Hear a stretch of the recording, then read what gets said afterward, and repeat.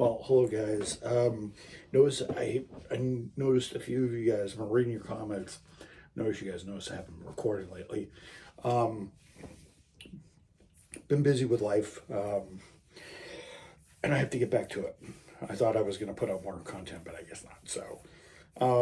So I will. So this week will definitely be filled with more. Starting with tonight's video a little bit. I just wanted to say that no, I'm not dead. I'm still alive. Still alive and well. Still doing okay. So I wanted to kind of start things off a little bit by just explaining where I've been.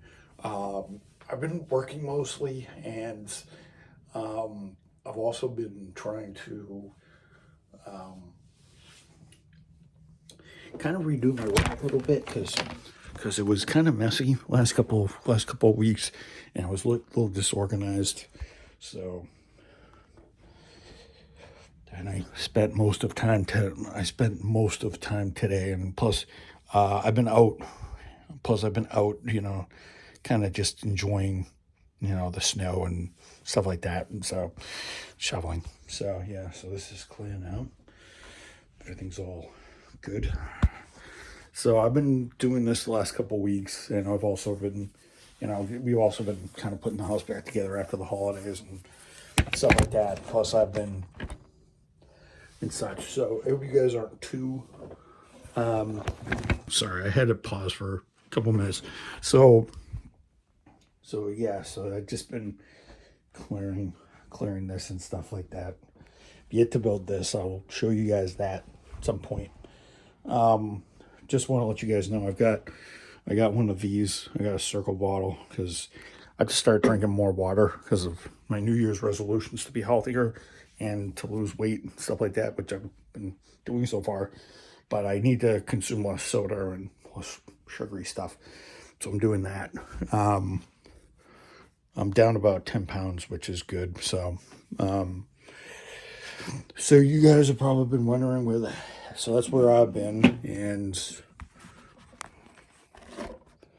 I kind of want to lead off kind of tonight with car news. Yes, I do. Yes, I did watch the Daytona 500 like the rest of America. Well, some of America. So I watched So I watched the Daytona 500 yesterday, and then I watched the crazy finish. Congratulations to William Byron for winning the Daytona 500 for the second year in a row. Jimmy Johnson getting a surprise third, which I never thought he was. He was like 26th in the pack. And it was pretty good race week and stuff like that. I didn't get to watch the duels because I didn't get to watch. I didn't get to watch the duels because I was working, so I missed a lot of them because between eating and stuff like that. But I wanted to watch the big one. My thoughts on the 500. It was very good. It was rack fast. It was pretty decent driving. They had a couple rain delays because of rain and thunder and lightning and stuff like that. So they stopped twice, and they had some amazing battles. They had a scary moment where Ryan Freese took air in his Ford, or in his Chevrolet, or in his Toyota. I forget which one. I think it was in his car. It was kind of scary to watch him go up and over and hit the catch fence, because I watched the last See, what I do is I watch the first maybe 30 laps. Well, didn't watch the first 30 laps because I was waiting for the rain delay, so I caught it with 40 laps in, and then I'll watch about 60 laps, go and do something, eat, or maybe read a book or something like that. Come back. Then we ate dinner. Then we came back. I watched the last maybe 40 laps. It was a pretty interesting race. I definitely think it was very good. I think they have to improve how they on the safety measures on the car that's not flipping in the air like that. It was kind of baloney that happened. Not a big fan when they start flying. I don't think anybody is. So seeing a NASCAR stock car, 3,400 pound stock car, kind of flip into the air. It's It's not a fun thing to look at. It's kind of like it's kind of wild. You guys, if any of you watched the race, you guys saw the in-car cameras of Ryan Freese. You saw that as soon as the car flipped over and the G's started affecting the camera shut off. You kind of know that it was a bad crash when that happens. So they just stopped working from the shock, and all that sort of thing. The other update I want to give out to you guys is IMSA. The 12 hours of Sebring isn't until next month. So I think it's like either the second or the third week in March. So, and I will be attending the Watkins Glen 6 hours this year. I'm making it my mission to do it. I missed it last year because I chose to, well, you guys know now. Well, if you guys know now, you guys know the reason why, because I had to take time off due to personal reasons, and also I had to visit my my brother those 2 weeks, and I got to watch the race, while I was on leave and stuff like that. So I will be attending the Watkins Glen 6 hour. It's going to be amazing. Hopefully it doesn't rain. Some updates on race teams, I guess, for the new season. They just did Sebring testing over the weekend, and they had a bunch of new cars come around. They had Penske, they had a bunch of the BMW teams, the new Aston Martin Valkyrie, also from the heart of racing, also acronymed THOR, Thor, so Thor Racing. And I was watching some of the Lanky Turtles footage from the racetrack, and the cars all sound pretty cool. It's nice to see the cars doing their thing. I think the fastest time was like a 148 and change, I believe, by one of the Porsches, and I think the Acuras were out in front. BMW was also out there in front. The new Aston Martin Valkyrie isn't quite up there yet because I don't think Aston Martin is quite showing their full hand with the brand new car. Also, they'll be debuting their new car in, I think, a week before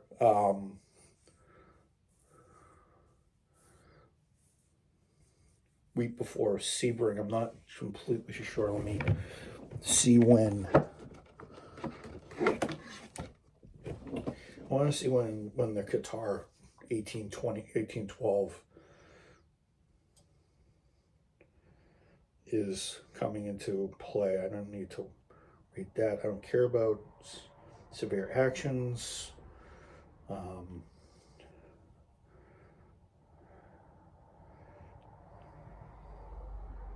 No, not 1912, 1812. Kilometers Qatar.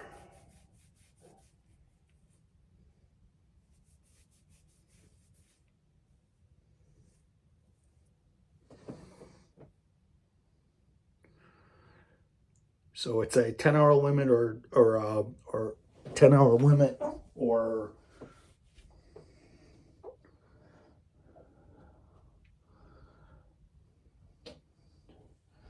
I think they hit the last year they hit the lap limit, not the time limit, because it was timed at 10 hours, and they do take all 10 hours to do it because of all the cautions and stuff like that. So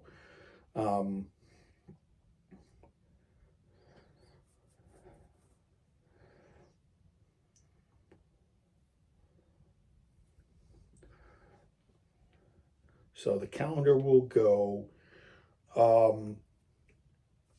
So the Qatar, the Aston Martin Valkyrie team is going to be, the Heart of Racing is going to be taking on the Qatar 1812, although it's 18 and 14 kilometers because of the 335 laps, but I'm not going to get that technical.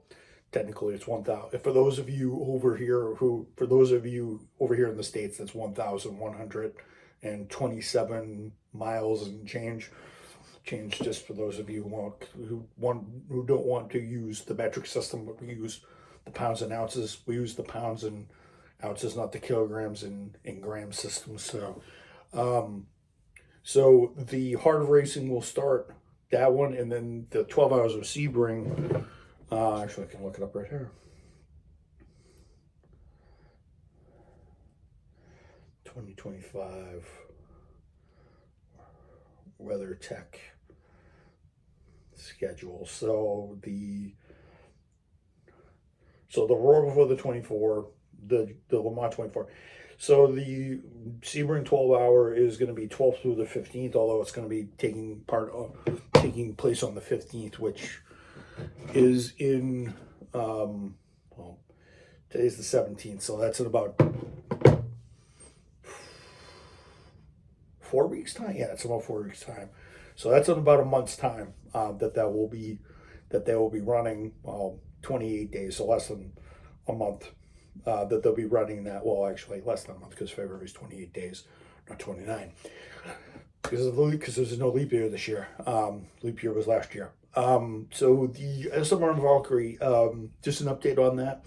I think they've taken the silencer out of, they've updated the silencer. They've taken a little bit out of the baffles and the exhaust, so the car sounds like a V12, because when they were running it at Daytona for the Roar, it just sounded like it was whistling. It just sounded like somebody was just whistling past on the track. So that's there. I also know that there are certain liveries that will be that were doing that were unveiled. World Endurance just unveiled their liveries because the race is in less than a week or 2 weeks. I think McLaren is going for. I think McLaren, one of the McLaren teams, is going for papaya, the papaya orange, the real McLaren color. A couple of the Aston Martin teams. I think Corvette's still staying with yellow, and I think one of the customer Ferrari GTP cars or LMH cars is going with a full yellow, not just red, just a full yellow car. And then I think the factory cars are getting a big yellow paint scheme and plus a deeper coat of red, like the Formula One cars did back in 2007 when Kimi Räikkönen was driving for the Scuderia back in 2007 for the F1 team. And the 12 hours of Sebring, I kind of expected within the testing. We got to hear the Aston Martin Vantage and the Acuras and stuff like that, see how they sound. A couple of Cadillacs were in there, and it sounds like they're doing 148s. Although I think during race week they'll kind of tune the cars in and stuff like that. I don't think they're quite showing their hand because they did a 145 last year, so I think they're not quite showing their hand. They're just trying to get used to the stuff like that. I think the slowest GTP car on the grid was surprise, the LMH car, which was the Valkyrie, and the Valkyrie did a 150 while most of the cars were doing 150, while most of the were doing 148s. It's actually hilarious because 148 used to be a GT time way back. 150 used to get you an LMP2 or GT1 on the grid. That was you were kind of backwards. You were kind of being near the GT grid back in those days. All the cars have gotten slower. Although I don't think that Aston is quite showing their hand because the car hasn't really run yet. So I don't think they're giving their opponents over in Europe the idea. I think they're sandbagging just a smidge so they can, well, they're holding, I shouldn't say they're sandbagging, but they're holding back a little bit so they don't show their European rivals what they're doing, because some of the drivers from Europe do actually race in the series, and they don't want the enemies getting a taste of what the Valkyries are really like until they kind of land down at Qatar and we kind of see what they do over the 10-hour event. I don't know what the Astons are going to do. I'm hoping to God that they last the whole 10 hours or 335 laps, or the whole duration of the race, however long it goes. So, but yeah. Yeah, so I just wanted to just shoot this video, give you guys a little automotive, um, give you guys a little automotive stuff. Tomorrow, I'm going to give you guys my thoughts on a review that I was reading.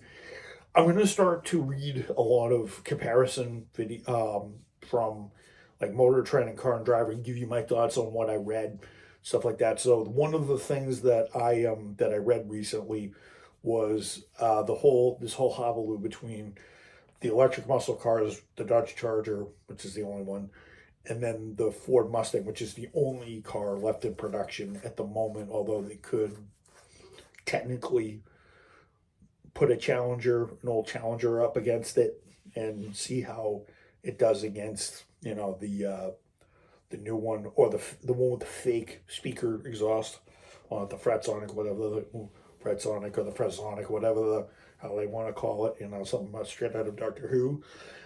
Because Fresonic chambered exhaust sounds like something that they would perfect on some spaceship in that show. So, just gonna say it's kind of extraterrestrial. It's kind of out there in the sci-fi realm, kind of on the moon, sort of thing. So I'll show you guys. So I'll tell you guys. I actually have to reread the article. It's a big one. I think it's on Motor Trend or Car and Driver. It's a big one, and I think it's one that we've all been waiting for. I'll give you my thoughts on what I thought I read and stuff like that. I might even read the article with you guys and tell you guys what I think. And should we actually go back to V8 and I'll tell you guys some ideas on what can happen, or maybe Chrysler, or I've been reading some articles as well. Maybe Chrysler will bring back the Hemi because the guy that was in there, Carlos Tavares, was kind of trying to pushing, electrification. They wanted to go international with Stellantis. I mean, if they wanted to put a hybrid engine on a Hemi, I wouldn't hybrid assistance maybe to cut out some of the emissions. I wouldn't mind that, but not a fully electric car. So I think that's what they might do. They might do what BMW's doing, because BMW's doing it with their M5 and stuff like that, in their 5 Series and their i5, their i3, i4, i5, i7, i2, i9, whatever they're going to come out with in the next 20, 30 years. So I'll give you my thoughts, and I'll give you guys what I think is really, really nice, and what is nice, what is not nice, because I feel I have to put, because a bunch of you guys have been talking about this, giving me messages and stuff like that, saying, where's the content? Well, it's coming back. So I hope you guys enjoyed this one. I'm gonna probably upload this now, and then I will come back to you guys with another one tomorrow and Wednesday, because I'm not holding back, because I feel that the days in between kind of do it. I'm still going to do Gran Turismo gameplay. I'm still going to do GTA. I still might do some John Whitmore. I have plenty of days for John Whitmore. So get it, John Whitmore stuff, John Whitmore content. You get it with Whitmore, with more. You get it, the pun. That's the reason why I did that, so you guys could have a pun in there, because I kind of have to start being funny.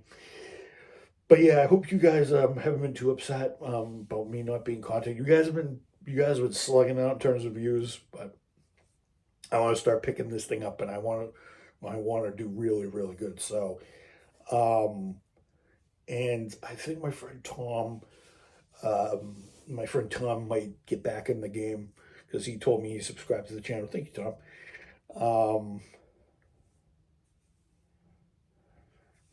Thank you, Tom. I actually thanked him after I talked to him this evening. But yeah, for those people who subscribe, don't worry, content's coming. For the rest of you out there, content's coming. I'm definitely going to do that review tomorrow. I really want to do it because I really want to tell you guys what I thought of the article, and if electric cars or electric muscle cars are garbage or not, or maybe what they could stand for. But we'll see. Nothing's set in stone. So yeah, guys, I'll see you guys later. peace, I guess. So I'll see you guys tomorrow with my car and driver review versus. So I'll give you my thoughts on the article I read: Ford Mustang, Dark Horse versus the Dodge Charger Scat Pack, Stage 2, I believe it was. And I'll show you guys just how these $80,000+ cars are ridiculous, and how ridiculous this whole electric versus gas thing is going to get. So, and I'll tell you guys my my thoughts on more electric vehicle, on maybe and I'll probably start off with mentioning about what paced the Daytona 500 on Sunday. So and it had to deal with electric vehicles, so electrification. But I'll get into that when we get to it. So I hope you guys enjoyed this.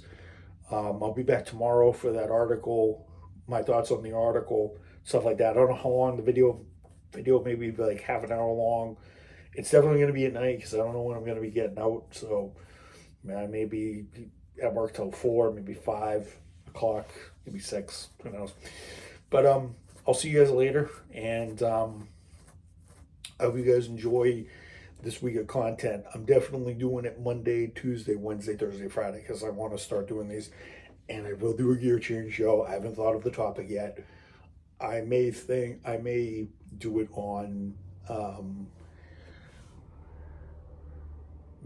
maybe I'll do it on weird car gadgets over the years, like the 40s, 50s, 60s, 70s on, because I'll tell you guys about how there was a record player in a car back in the 50s. But I'll get into that on Saturday night. So hopefully you guys enjoyed this one, and you guys are looking forward to content. I'm definitely going to start stamping these out. Even if I do a minute little walking video here and there, or I do an outside chat or something like that, I might do it, because I'm going to start varying this a little bit more. But I will as soon as the weather warms up. It was kind of windy today, but I hope you guys enjoyed this. I'll see you guys for the article review: Dodge versus Ford, electric versus gas, V8 RPM, V8 muscle versus electronic muscle, fake stereo exhaust, fake stereo PlayStation style exhaust versus a real exhaust. I hope you guys are ready for all this. Peace out.